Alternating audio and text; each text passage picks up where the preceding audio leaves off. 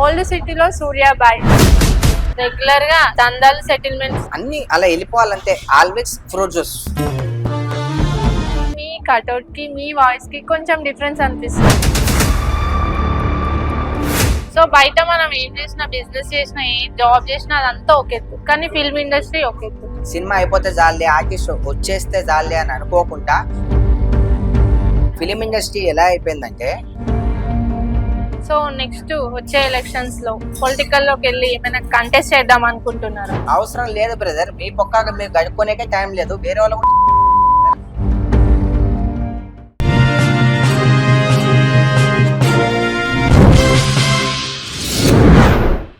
నమస్తే అండి. నమస్తే అమ్మా. ఎలా ఉన్నారు? సూపర్. ఓల్డ్ సిటీలో సూర్యాబాయ్ చాలా ఫేమస్, డాన్ అని కూడా అంటారు. ఎందుకు ఇట్లా ఫేమస్ అయ్యారు? అమ్మ, వాళ్ళకి నచ్చినట్టు వాళ్ళు పిలుచుకుంటారమ్మా. నేనేం దానేం కాదు, నేనేం పైవానేం కాదు. నా దృష్టిలో నేను ఒక మనిషిని. ఒక్కొక్కరు ఒక పేరు పెట్టుకుంటారు, వాళ్ళకి నచ్చిన పేరుతో వాళ్ళు పిలుస్తుంటారు. దానికి మనం ఏం చేయలేం. సో నెక్స్ట్ వచ్చే ఎలక్షన్స్ లో పొలిటికల్ లోకి వెళ్ళి ఏమైనా కంటెస్ట్ చేద్దాం అనుకుంటున్నారా? 100% నాకైతే ఆలోచన ఉంది. చూద్దాం, మన రాతలో ఉంటే అవుతుంది అది కూడా. అంటే ఏమైనా ట్రై చేస్తున్నారా? ఎస్. సో ఇప్పుడు ప్రెసెంట్ ఏ పార్టీలో ఉన్నారు? ఇక పార్టీ గురించి ఎందుకు లేండి, చెప్తా తర్వాత. యాక్టింగ్ కూడా చేశారు Yes. చాలా మూవీస్ ఎస్ లో. ఎస్. అంటే యాక్టింగ్ ఎందుకు మళ్ళీ సడన్? అన్ని అలా వెళ్ళిపోవాలంటే ఆల్వేస్ ఫ్రూట్ జ్యూస్ వస్తూనే వెళ్ళిపోవాలంటే. ఎక్కడ బ్రేక్ కావద్దు. మనం ఎన్ని రోజులు బతుకుంటాం మనకు తెలియదు. రేపు అనేది డే ఉంటుందో లేదో మనకు తెలియదు. ఇప్పుడు ప్రెసెంట్ ఇది మాత్రమే ఫేస్ చేయాలి, ఎంజాయ్ చేయాలి, అన్ని కొట్టుకోవాలి, తెచ్చుకోవాలి, అన్ని వేసుకోవాలి. ఇప్పుడు మాత్రమే. రేపు అనే ఇది ఉంటుందో లేదో మనకు తెలియదు. వస్తూనే చేసుకుంటూ వెళ్ళిపోవాలి. ఏది వచ్చినా డన్. సో బయట మనం ఏం చేసినా, బిజినెస్ చేసినా, ఏ జాబ్ చేసినా అదంతా ఒక ఎత్తు, కానీ ఫిల్మ్ ఇండస్ట్రీ ఒక ఎత్తు. సో అందులో సక్సెస్ అవ్వాలంటే చాలా కష్టం, చాలా ఫేస్ చేయాల్సి వస్తుంది. మీరేమైనా ఫేస్ చేశారా? చాలా ఫేస్ చేశాను. ఫిలిం ఇండస్ట్రీ ఎలా అయిపోయిందంటే, ఇప్పుడు క్యారెక్టర్ ఆర్టిస్టులు ఎంతో మంది ఉన్నారు. వాళ్ళకి డైరెక్ట్ కాల్స్ చేయట్లే, మధ్యలో కోఆర్డినేటర్ అని చెప్పి ఒక అతన్ని పెట్టుకుంటున్నారు ఒక మూవీకి. ఆ కోఆర్డినేటర్ జెన్యున్ పర్సన్ అయితే ఆర్టిస్టులకి మంచి రెస్పెక్ట్ ఇచ్చి మంచి పేమెంట్ మాట్లాడి వాళ్ళకు ఇస్తాడు. ఆ కోఆర్డినేటర్ మంచి వ్యక్తి కాకపోతే పేమెంట్ మొత్తం అతనే దొబ్బేసి వాళ్ళకి సరిగా పేమెంట్స్ కూడా ఇవ్వట్లేదు. దయచేసి మీ డైరెక్టర్స్ ఇవి తెలుసుకోవాలి. నాతో చాలా మంది చెప్పారు ఇంటర్వ్యూలో, అన్న మీరు చెప్పండి అని. ఈ కోఆర్డినేటర్లు వచ్చిన తర్వాత క్యారెక్టర్ ఆర్టిస్టులకి వాల్యూ లేకుండా అయిపోయింది.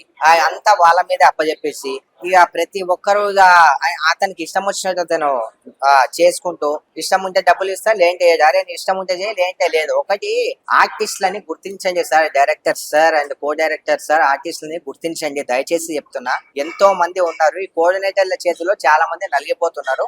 అక్కడ ప్రాబ్లం ఏమవుతుంది అని ఒకసారి మీరు కనుక్కొని, సినిమా అయిపోతే చాలే, ఆర్టిస్ట్ వచ్చేస్తే చాలే అని అనుకోకుండా ఏం జరుగుతుంది, వాళ్ళకి పేమెంట్ ఇస్తున్నారా లేదా, కోఆర్డినేటర్ కరెక్ట్ చేస్తున్నారా లేదా, ఇదంతా దయచేసి మీరు పట్టించుకుంటే చాలా బాగుంటుంది. ఎంతో మంది నాతో విన్నపించుకున్నారు. నేను మీకు చెప్తున్నాను, ఈ కోఆర్డినేటర్ అనే వాళ్ళని తీసేయండి. చెప్తున్నాను కదా, మంచి వాళ్ళు ఉన్నారు, చెడ్డ వాళ్ళు ఉన్నారు. నేను అందరినీ అనట్లే, కొంతమందిని మాత్రమే, ఇలా చేసే వాళ్ళని మాత్రమే అంటున్నా. నా విషయంలో కూడా అలా జరిగింది కాబట్టి నేను అంటున్నా. అందుకు నేను కోఆర్డినేటర్ ద్వారా నేను వెళ్ళను. డైరెక్ట్ ఎవరైనా కాల్ చేస్తేనే నేను వెళ్తా. అందరు నాలాగానే ఉండలేరు కదా, కొంతమంది పాపం వాళ్ళ ప్రాబ్లమ్స్ వాళ్ళకు ఉంటాయి. అంటే చిన్న చిన్న వాళ్ళకి కూడా డైరెక్ట్ కాల్ చేయాలంటే టైం సరిపోదు. అవును, చిన్న వాళ్ళకు చేయకపోయినా సరే కొంతమంది చూడండి. ఓకే, కోఆర్డినేటర్ అనే ఓనికి ఎలా అప్పచెప్పాలంటే ప్రతి ఒక్కరికి న్యాయం చేయగలగాలి. అతను ఏదో వచ్చాడు కదా అప్పచెప్పేసాము అంటే అతను ఇస్తున్నాడా లేదా పేమెంట్, ఎప్పుడు ఇస్తున్నాడు, మీరు అతనికి ఎప్పుడు ఇస్తే అతను ఎప్పుడు ఇస్తున్నాడు, అసలే ఇవ్వకుండా వెళ్ళిపోతున్నాడా, వీళ్ళ మీద ఎంత పేమెంట్ మాట్లాడుకున్నాడు, ఎంత ఇస్తున్నాడు అనేది ఒకసారి మీరు తెలుసుకుంటే అండ్ వాళ్ళ పేరు మీద చెక్కులు రెడీ చేస్తే చాలా బాగుంటది అన్నది నా ఆలోచన. చాలా బాగుంటుంది. నాతో చాలా మంది ఇదే మాట అన్నారు, నేను మీడియా ముందు ఈ మాట చెప్తున్నాను. దయచేసి దాన్ని అయితే వీలవ్వదు కదా అలా.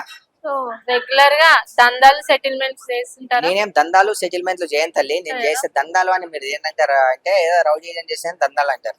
నేను దందాలు ఏం చేయను, సెటిల్మెంట్స్ కూడా కాదు. ఏంటంటే ఇప్పుడు ఫర్ ఎగ్జాంపుల్ ఒక ల్యాండ్ కేసులు వస్తుంటాయి, పేరెంట్స్ కేసులు వస్తుంటాయి, సరే చూసుకోవట్లేదనో అదనో ఇదనో ఏదో ఒకటి వస్తుంటది. వాళ్ళకి సర్దే చెప్పి రిక్వెస్ట్ చేసి ఇలా ఉండండి అని చెప్తుంటున్నా, అంతే. అంతకు మించి నేనేం చేయను. మీరు వేసుకునేది ఫేక్ గోల్డ్ అని కొన్ని వార్తలు వచ్చినాయి, మీ దాకా వచ్చింది అది? అమ్మా, ఇప్పుడు మనమున్న సమాజంలో ప్రతి ఒక వ్యక్తి మోటివేట్ అవుతుందంటే అతన్ని డిమోటివేట్ ఎలా చేయాలి అని చాలా మంది చూస్తుంటారు. ఎంతో మంది పెద్ద పెద్ద వాళ్ళకి విమర్శలు వస్తుంటాయి. పవన్ కళ్యాణ్ అన్నకి అన్ని విమర్శలు వచ్చాయి. ఆ విమర్శలు ఏమన్నా ఇప్పుడు గుర్తు చేసుకుంటున్నారా? అతను సక్సెస్ నే సెలబ్రేట్ చేసుకుంటున్నారు. మనం కూడా అంతే. మనల్ని అందరూ ఇష్టపడాలని రూల్ ఏం లేదు. ఇప్పుడు మనం అందరికి సంజాయిషి చెప్పాల్సిన అవసరం అసలే లేదు. మన ఇష్టం మంది మనం ఏది వేసుకుంటే ఇప్పుడు నీకేం చేసేది ఉంది? నీకేమైనా ఒరిగేది ఉందా? ఏంటి ఇంకేమన్నా ఏది ఉందా? అర్సి నీ నోరు వేస్ట్ తప్ప, అనుకోని నీ నోరు వేస్ట్ తప్ప నాకేం లాస్ అయ్యేది ఏం లేదు. ఎవరి ఇష్టం వాళ్ళది. మీరు పవన్ కళ్యాణ్ కి అభిమాని? ఎస్, మా పేరెంట్స్ తర్వాత నేను పవన్ కళ్యాణ్ అభిమాని. రీసెంట్ ఇంటర్వ్యూస్ లో చెప్పాను కదా, పవన్ కళ్యాణ్ గారికి ఎవరైనా నెగిటివ్ గా మాట్లాడి నెగిటివ్ కామెంట్స్ ఇస్తే మాత్రం చెప్పుతో కొట్టేస్తా అని చెప్పి అందరికి చెప్పాను. నేను ఆల్రెడీ అందరినీ తిట్టా కూడా. వైఎస్ జగన్మోహన్ రెడ్డిని తిట్టినా, దాని తర్వాత అందరినీ తిట్టినా. తప్పుగా ఆల్రెడీ ఇంత ముందు కూడా తిట్టాను, గెలవక ముందు కూడా. ఎందుకంటే ఒక మంచి వ్యక్తిని దూషిస్తుంటే, డిమోటివేట్ చేస్తుంటే ఎవరైనా సరే మీరు అలా అనండి, తప్పేం లేదు. ఇప్పుడు నేను ఉన్నాను, డిమోటివేట్ చాలా మంది చేస్తారు. అలా అని చెప్పి నా ఫ్యాన్స్ కూడా కొంతమంది వాళ్ళకి నెగిటివ్ కామెంట్స్ పెడతారు. అవసరం లేదు బ్రదర్. మీ పక్కాగా మీరు గడుపుకునేకే టైం లేదు. వేరే వాళ్ళ గురించి మీకు ఎందుకు బ్రదర్? అవసరం లేదు. ఎవరి లైఫ్ ఆంది, ఎవరిని లైఫ్ కి వాడే రాజు. వాడి గురించి జడ్జి చేయడానికి మీరెవరు? వాడు ఏదన్నా వేసుకొని ఎలా అయినా తిరగని మీకేమైనా హాని చేస్తుండా? మీ గురించి మాట్లాడుతుండా? అనవసరం. వేరే వాళ్ళ గురించి ఆలోచన పక్కన పెట్టేసి మీ గురించి మీరు ఆలోచించుకోండి ఫస్ట్.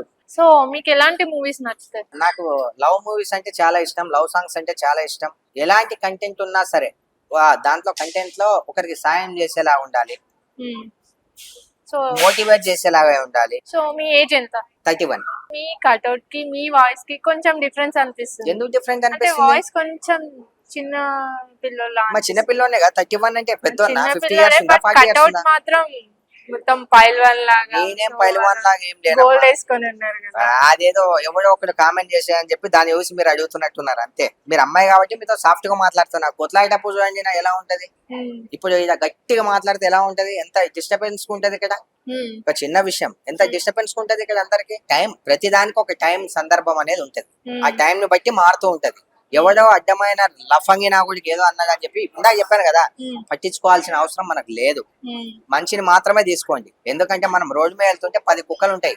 దాంట్లో 5 మురుగుతాయి, 5 మురుగవు. మా అన్నింటినీ తీసుకొని పట్టించుకోవాల్సిన అవసరం లేదు. ప్రతి ఒక్కరికి ఇదే చెప్తా. జనరల్ గా సూర్యాబాయ్ ఒక డాన్ అని నేను అనుకోవద్దు, మీరు అంటున్నారు. ఓకే, బయట అయితే అలానే ఉంది కదా.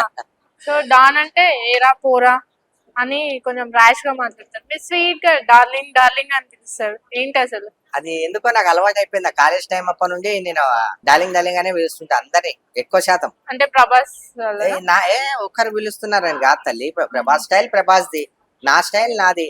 నేను డార్లింగ్ అని చాలా మందిని పిలుస్తుంటా. మీరు ఒప్పుకుంటే మిమ్మల్ని కూడా డార్లింగ్ అని పిలుస్తా ఇప్పుడు. వద్దులేండి. నాకు అది అలవాటు. ఒక్కొక్కరికి ఒక ఊత పదం ఉంటది.